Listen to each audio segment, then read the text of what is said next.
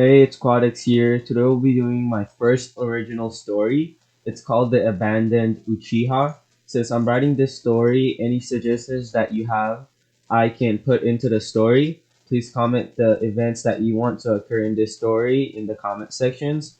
I want to do more original stories, so please comment down below any suggestions that you have.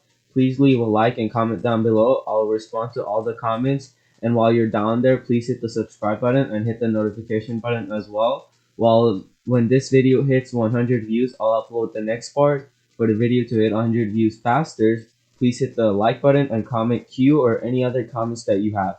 Let's get into it. Roll the intro.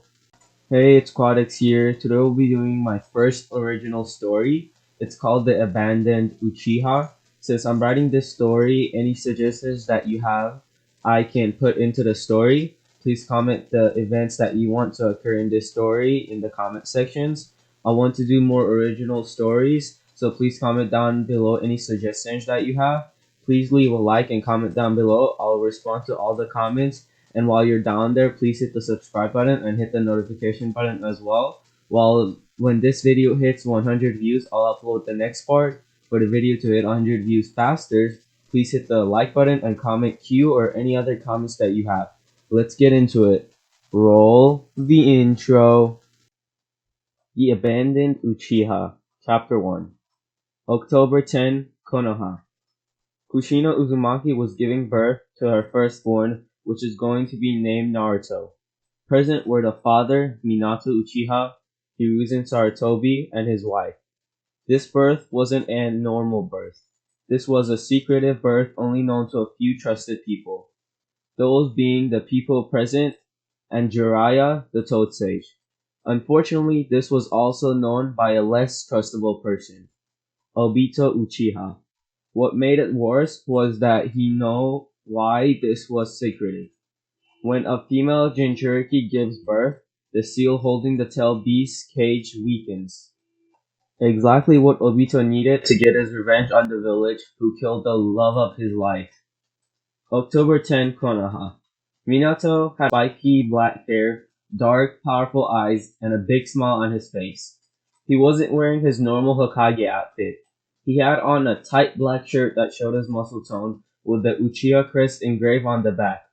On top of that, he was wearing a white coat and a white scarf made by Kushina. He had on white gloves and a black, red lace shoes. He had on black, baggy Ambu pants which had many pockets for his weapons in case anything happened. Kushina wasn't wearing anything except a hospital gown since she was giving birth. Hiruzen was wearing a thick black shirt with battle armor on top. He was wearing thick pants with 3 pockets on each side. His wife was wearing a normal doctor outfit since she wasn't going to fight if anything happened. She wasn't in a fighting condition anyways. They were all wearing their Konoha headband on their foreheads. Kushina had tried to show that she wasn't in pain, but she wasn't doing a very good job of it. Big smiles came on all of their faces as Naruto was born. Kushina was satisfied and happy expression on her face as she looked at Naruto. However, the smile faded as soon as Naruto was sucked up in a swirl. The swirl appeared again with a masked man that came out of it with Naruto in his hands. Before he could say anything, Minato used the Flying Thunder God and grabbed Naruto out of his hands. As he teleported back, he heard paper bombs about to go off. He quickly pulled Naruto's blanket off of him and teleported to a safe location, putting Naruto down in a bed. He then teleported back to see his wife was gone and Hiruzen was trying to track them but failing. Then Minato started teleporting around the walls of the village until he found out the direction his wife was. He teleported to the nearest marker and started dashing to Kushina, enhancing every step with chakra. Halfway there, he sensed the Great Nine Tails chakra. He increased his speed as his anger grew. He thought about what that meant. His wife would die if the beast was extracted from her. When he felt that rage, a special chakra was released in his brain. The chakra went into his eyes, unlocking the first Tomoe Sharingan. Minato had never unlocked his Sharingan, even though he was a great Uchiha, since he never went through hard enough trauma for him to activate it. He arrived there, and the tail beast was extracted from his wife, and the masked man was gone. He grabbed Kushina with a single tear coming out of his left eye, as he knew what was going to happen soon. His head pulsed with pain, and he felt a burn in his eyes as the third Tomoe Sharingan appeared in his eyes.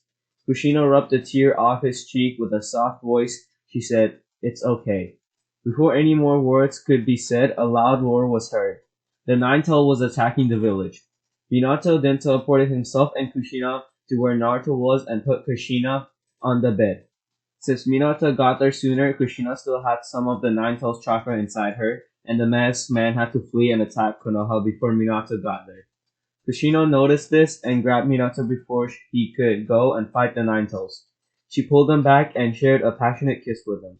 She then told him that they could reseal the tail beast in her since she was already going to die and he wouldn't have to die sealing the beast inside Naruto. Minato tried to argue, but she pulled him in again and put her head on top of his as his face was in her chest. She told him in a warm yet sad tone that she loved him and for him to take care of Naruto. With tears in his eyes, he accepted it knowing Naruto needed him.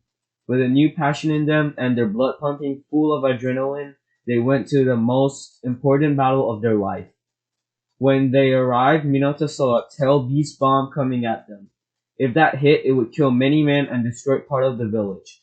He teleported to the attack and put his hands on it, burning it, and he used the Flying Thunder God to teleport the attack on a mountain. Half of the mountain was blown up, cutting straight through it, making a cliff.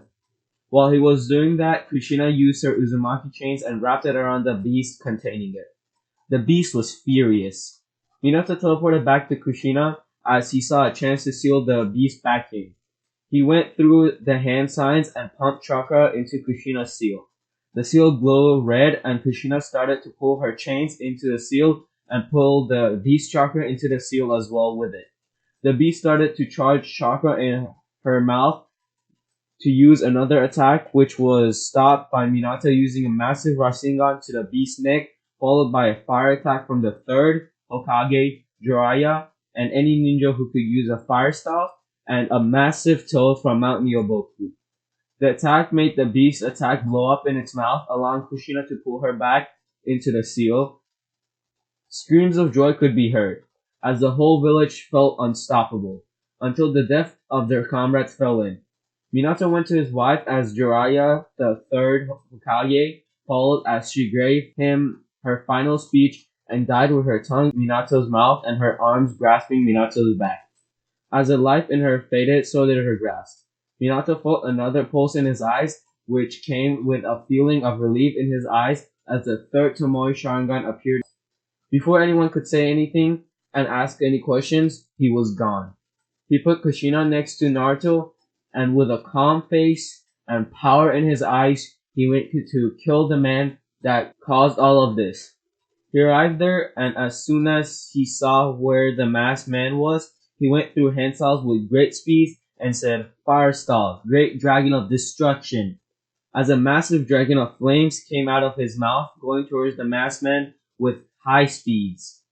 The masked man didn't move an inch, as at the last second his eyes twitched and the jutsu went right through him. With his newly unlocked Sharingan, Minato noticed the masked man Sharingan that the chakra spiked in them when the jutsu phased through him. Without wasting any time, he quickly threw 5 of his special kunai at the man, intending to end it quickly. As soon as the first 4 kunai were in position, Minato teleported to them, sending a kick every time he teleported. The masked man's visible eye twitched every time, and the attacks phased through him. Minato then focused on his eyes, pumping more chakra into them as the 5th kunai was going into position.